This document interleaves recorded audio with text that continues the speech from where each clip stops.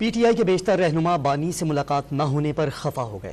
عمر ایوب نے دعویٰ کیا کہ اڈیالہ جیل کے سپرنٹینڈنٹ کو عدالتی حکم سے آگاہ کیا، لیکن اس کے باوجود ملاقات نہ ہو سکی۔ شیر افضل مروت نے جیل سپرنٹینڈنٹ کے خلاف توہین عدالت کی درخواست دینے کا اعلان کر دیا۔ بیرسٹر گوہر نے شکوہ کیا کہ ہر بار معاملات کو بگاڑا جاتا ہے۔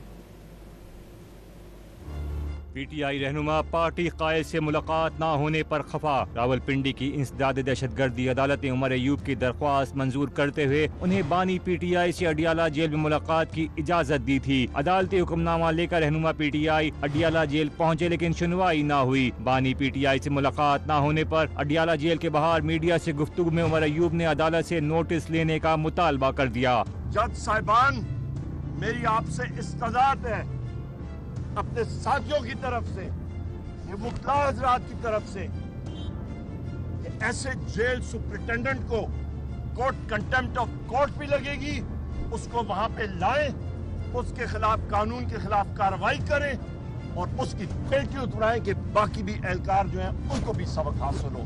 رہنما پی ٹی آئی شیر افضل مروت نے جیل سپرنٹینڈنٹ کے خلاف توہین عدالت کی درخواست دینے کا اعلان کیا۔ عدالت نے ہدایات دی تھی کہ ان کی ملاقات جو ہے وہ کرائی جائے۔